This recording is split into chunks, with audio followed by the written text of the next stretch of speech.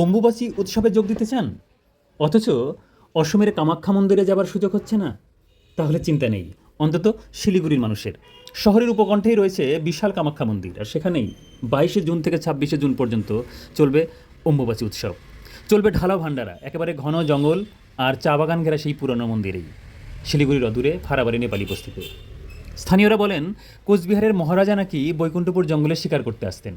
সাময়িক বিশ্রামের জন্য তৈরি করে রেখেছিলেন কাঠের বাংলো, পাশেই পুজো পাঠ করতেন। সেই পুজোর চিহ্ন বহুদিন ছিল, সেখানেই পরবর্তীতে পুজো পাঠ করতেন স্থানীয়রা। বিগত 10 বছর ধরে রীতিমতো সেই মন্দির সংস্কার করে সেখানে কমিটি করে চালিয়ে আসা হচ্ছে অম্বুবাচী উৎসব। এবারেও মহা আয়োজনে সেই উৎসব চলবে।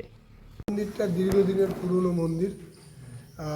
আজকে যারা এই অঞ্চলের যারা নাগরিক রয়েছেন তারা সঠিকভাবে তারাও বলতে পারছে না এটা কত বছর থেকে আছে, কিন্তু শোনা যাচ্ছে যেটা ইতিহাস, এটা কুচবিহারের রাজা যিনি ছিলেন তিনি এই মন্দির এইখানটা একটা লোকের মুখে শোনা আর কি, কিন্তু এখানে যারা 50 বছর 60 বছর ধরে আছেন তখন থেকেই দেখা যাচ্ছিল এই মন্দিরটা একটা ছোট্ট মন্দির ছিল এখানটায়। সেখানে একটা গণেশ মূর্তি থাকতো আর একটা ভোলে বাবার মূর্তি ছিল। তো এটার ইতিহাস বলতে কেউ বলতে পারছে না আজ পর্যন্ত। কেউ বলছে মহারাজা এখানে আসতেন, শিকার করতেন, হ্যাঁ এখানে একটা বাংলো ছিল টিনের, সেখানে উনি থাকতেন, 2-1 দিন থেকে এখান থেকে শিকার টিকার করে উনি চলে যেতেন, তখনও একটু পূজা পাঠ করতেন। এটা আর কি শোনা কথা, এটা আমার কথা না, কিন্তু এটাও ঠিক কেউ বলতে পারছে না যে এই ইতিহাসটা কত বছরের পুরনো। কিন্তু দীর্ঘ 10 বছর ধরে এই এলাকার মানুষ এবং শিলিগুড়ির আশেপাশের কিছু ভক্ত এই মন্দিরে আনাগোনা শুরু হয়।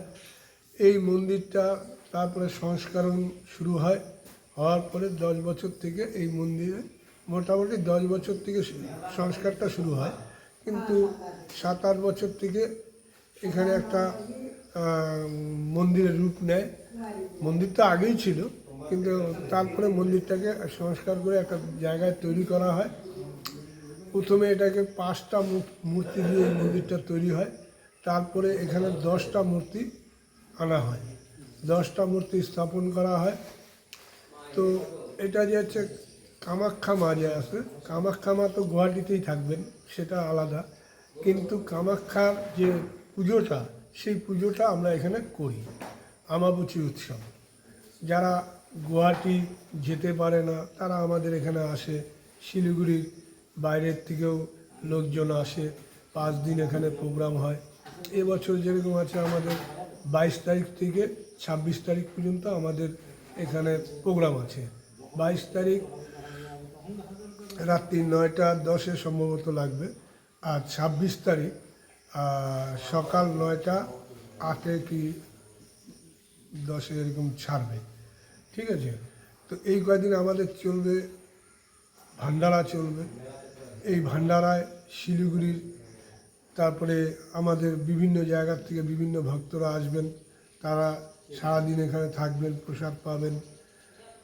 এখানে উত্তরবঙ্গ থেকে বিভিন্ন নামি দামি শিল্পীরা আসছেন, দক্ষিণবঙ্গের শিল্পীরাও আসছেন, এখানে এসে এই 5 দিন প্রোগ্রাম করবে। এখানকার যারা নেপালি ভাষী আছে তাদের জন্য থাকছে নেপালি ভজন, এবং হিন্দি ভাষী যারা আছে তাদের জন্য হিন্দি ভজন থাকবে। যারা বাঙালি সম্প্রদায়, বাংলার কালচার, তাদের জন্য থাকবে বাউল সঙ্গীত শিল্পী, এবং এখানকার যারা বাচ্চারা আছে তাদেরকে নিয়েও বিভিন্ন ধরনের প্রোগ্রাম আছে। এখানকার যারা গ্রামবাসী আছে তাদেরকে নিয়েও একটা প্রোগ্রাম আছে। মোটামুটি 5টা দিন আমরা একটা উৎসবের আমেজেই থাকব। তো এইভাবেই আমাদের চলছে আর কি। আমার নাম কাঞ্চন পাল, আমি ভাইস প্রেসিডেন্ট। 10 মহাবিদ্যা কামাখ্যা মন্দির, ফারাবাড়ি নেপালি বস্তি। যারা শিলিগুড়ি থেকে আসবেন তারা আশিগড় মোড়ে নামবে, আশিগড় মোড় থেকে 3 কিলোমিটার টোটোতে, আমার যে কোনো টোটোতে বললেই হবে, টোটো পাবে, রিক্সা পাবে, বিভিন্ন যানবাহন পাওয়া যায়। আশিগড় মোড় থেকে বললেই হবে আমি ফারাবাড়ি নেপালি বস্তি কামাখ্যা মন্দিরে যাব। আপনার আসার জন্য কোনো অসুবিধা হবে না।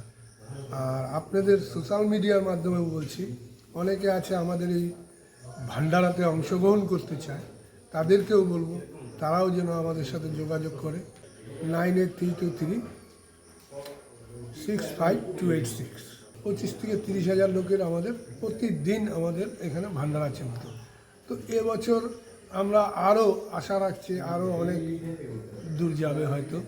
ঠিক আছে, আমাদের কমিটি সংখ্যা মোটামুটি ধরুন 50 জনের উপরে রয়েছে। আর পুলিশ প্রশাসন মোটামুটি সক্রিয় ভূমিকা পালন করে।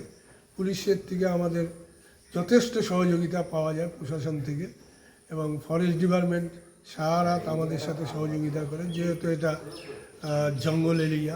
ঠিক আছে, ফরেস্ট ডিপার্টমেন্টের থেকেও আমাদেরকে সহযোগিতা করে।